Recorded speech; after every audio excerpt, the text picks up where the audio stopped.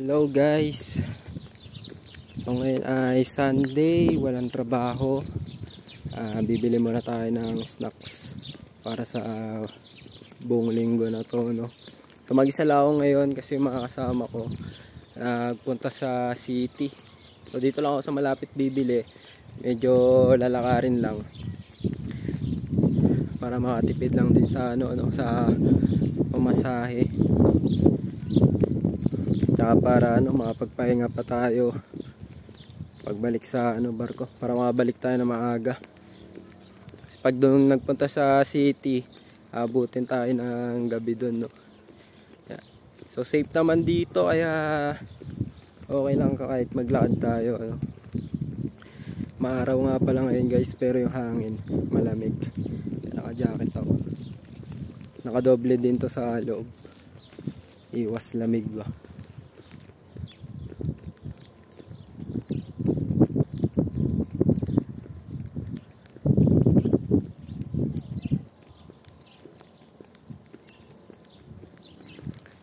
Sa apart na to guys, wala masyadong mga wala masyadong makikita mga tao. Pero dun sa sa pupuntahan ko, may mga naman dun. Medyo madami-dami naman yung tao kasi yun lang yung tindahan sa sa part na to. Para siyang convenience store. Maliit lang pero marami namang mabibili. So nagpapalit na nga pala ako dun sa kasama ko ng pera. Ang palitan namin is $1 to 1.6 liba. So 1.6 yung palitan ng $1. Nagpapalit ako ng $20, so 32 liba. Kung pupunta ng city, pwede rin mag-train. Doon yung station nila. Nilalakaran natin dito sa may Riles. Dumadaan na tren.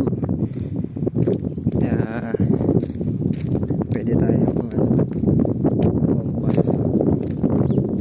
Pwede ka rin mag-taxi kung pupunta ka sa city.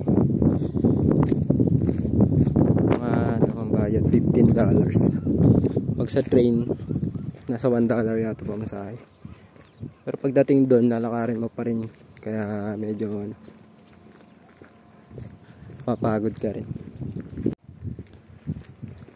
Yung mga bahay dito, parang siya, style apartment. Yung mga ganyan. So mostly ng mga nakatira dito, mga tatrabaho lang din dun sa shipyard.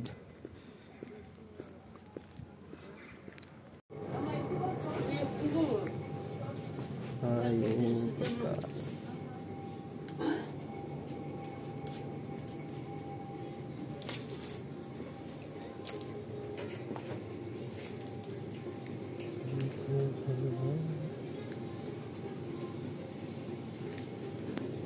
Yan tayo ng snacks natin.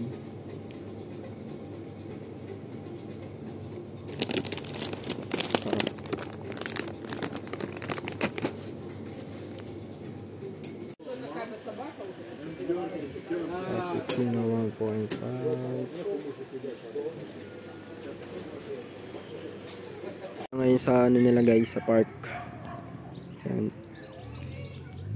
So park ito ng mga yung mga palaruan ng mga bata. So guys, pabalik na ako ngayon sa barko. Gumastos tayo ng 30 liba. So almost $20 kung sa dollar. Kung sa peso naman, nasa may get 1,000 na yun, no? Puti lang to na pamili ko. Medyo mahal lang talaga tinda dito, no?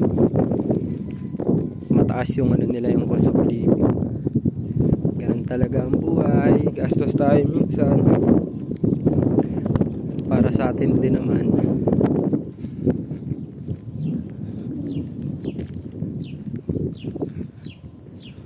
Medyo malamig yan. Minamalat pa rin yung lalamunan ko kasi nagkatrangkaso ako nung nitong week.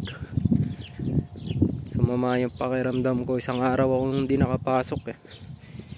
Sakit sa katawan. Ngayon okay na, ubo na lang, ubo tsaka sipon. Nagtry ako maghanap ng pwedeng mga pang sa sakit ng katawan, kaso wala silang mga tinda, moron pagkain sila. Sa city lang meron, medyo malayo.